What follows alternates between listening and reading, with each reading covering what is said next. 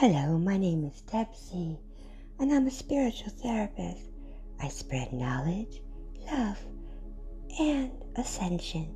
Today I'm going to talk about the Big Bang, being human, and Gematria. The Big Bang, the birth of the universe. Around 13 billion years ago, everything in the entire universe was condensed in an infinitesimally small singularity, a point of infinite denseness and heat. An explosive expansion began ballooning our universe outward faster than the speed of light, expanding and growing to the size it is now. It is still stretching. We can see an echo of the expansion through a phenomenon known as the cosmic microwave background, or CMB. When cosmic inflation came to a sudden and still end, a flood of matter and radiation known as reheating began populating our universe with particles, atoms, and stars. This all happened within just seconds after the universe began. The cosmos now contained a vast array of fundamental particles such as neutrons, electrons, and protons, the raw materials that would become the building blocks for everything that exists today. Light began shining through after 380,000 years after the Big Bang experience. It took that long for the free electrons to meet up with the nuclei and create neutral atoms, atoms with equal positive and negative electric charges. Although the Big Bang is often described as an explosion, that's a misleading image. It was an expansion of space itself.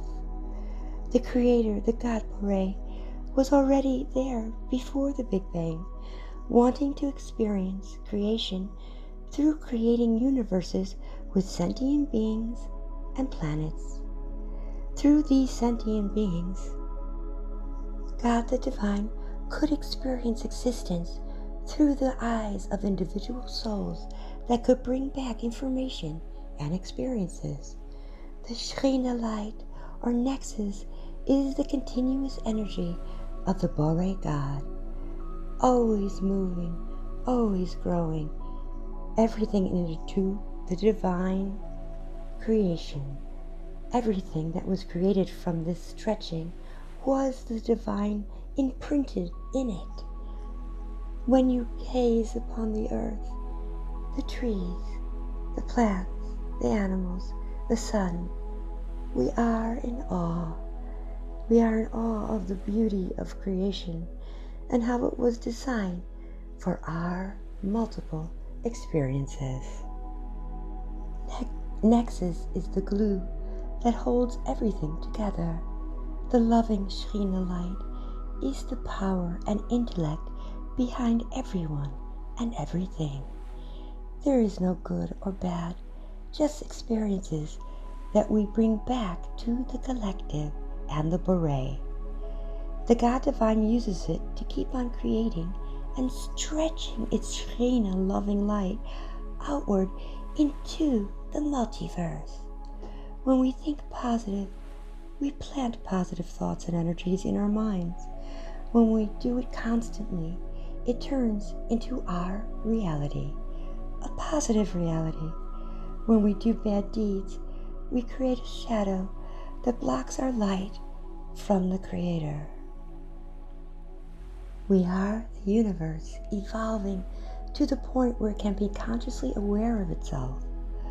All matter is merely energy condensed into a slow, moving vibration that's experiencing itself subjectively.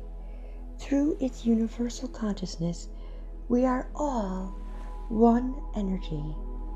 According to first law of thermodynamics, we are all the same age as the universe, since energy can neither be created nor be destroyed. All the energy was created in the beginning of time. When the Big Bang happened, we just used the existing energy that is still here. There is no new energy. Being human, we receive bodies. We may not like our bodies, or we may love our bodies, but it is ours for the duration of this life period.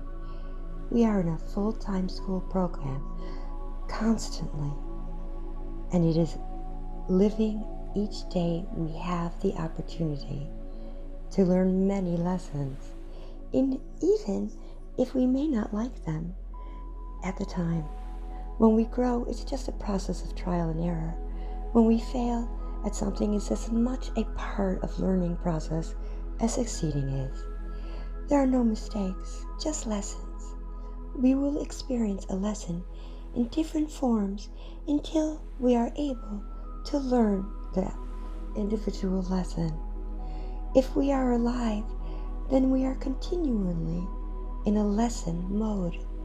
We must learn to be happy in our situation at the time we are living it until we can change it to another experience.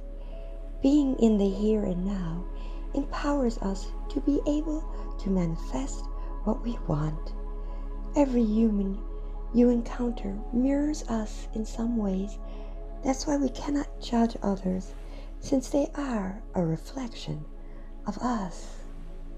All the answers that we need are inside of us.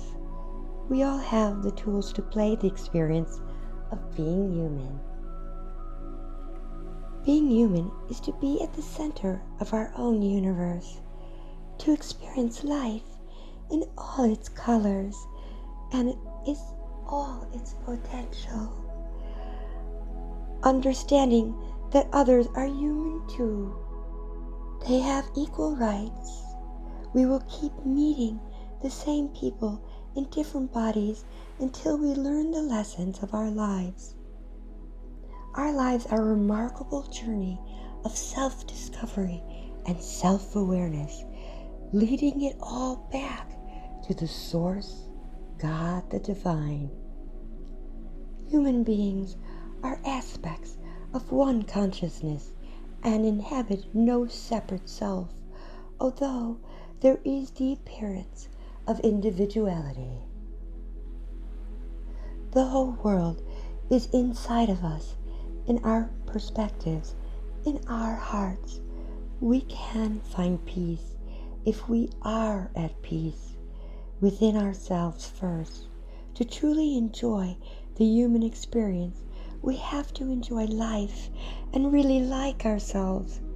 To every human being who looks different, feels different, and thinks differently, we see you, we feel you, we are you.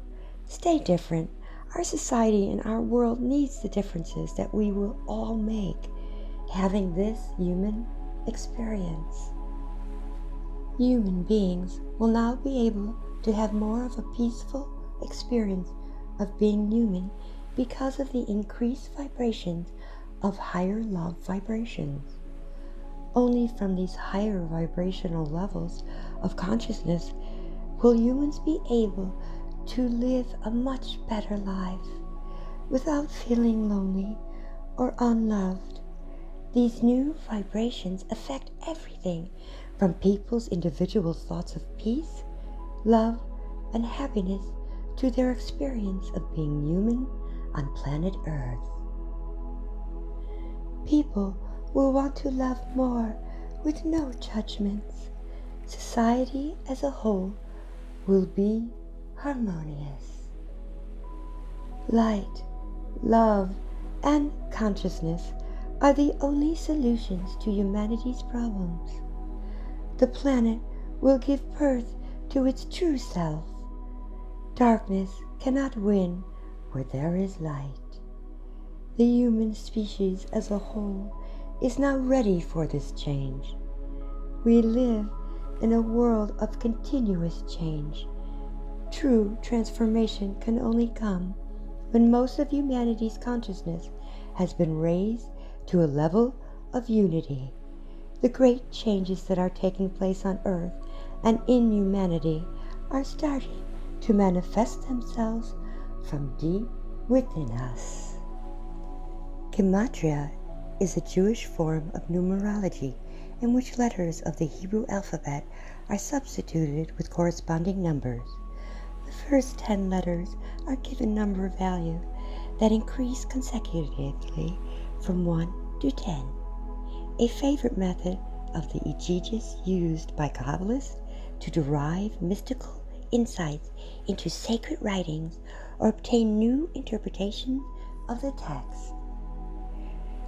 Of the 22 letters in the Hebrew alphabet, the first 10 are given number values consecutively from 1 to 10. The next 8 from 20 to 90 in intervals of 10, while the final 4 letters equal 100, 200, 300, and 400. Respectively, more complicated methods have been used, such as employing the squares of numbers or making a letter equivalent to its basic value plus all the numbers preceding it. These numbered meanings of the letters hold the secrets of the Bible text and hold the secrets of prayer. That's why Hebrew is very powerful. When combining certain letters together makes the manifestations a lot stronger. Studying the Bible in its original language gives it tremendous power and raises your vibrational field. A single word can yield several values depending on the cipher which is used. Gematria is still widely used in Jewish culture. Similar systems have been used in other languages and cultures, Greek, Arabic, and English. Gematria sums can involve single words or a string of lengthy calculations. An example is the word chai, meaning alive, which is composed of 2 letters, adding up to 18. This has made 18 a lucky number. By calculating the numeric values of words and comparing them to numeric values of other words and drawing conclusions about the interrelationships of the words as a consequence. The assumption behind this technique is that numerical equivalence is not coincidental. Since the world was created through God's speech, each letter represents a different creative force. There are 4 ways to calculate equivalence of individual letters: absolute value, original value, reduced value, and integral reduced value. The Zohar, the book of Kabbalah, explains that the concept of reduced value is related to the spiritual world. God's Hebrew name is the combination of all the values put together. Saying God's name in Hebrew makes it all the more powerful. In a way, it's like a computer code, with each letter and symbol having a unique meaning and code. Remember, we are not alone. Be well and be blessed.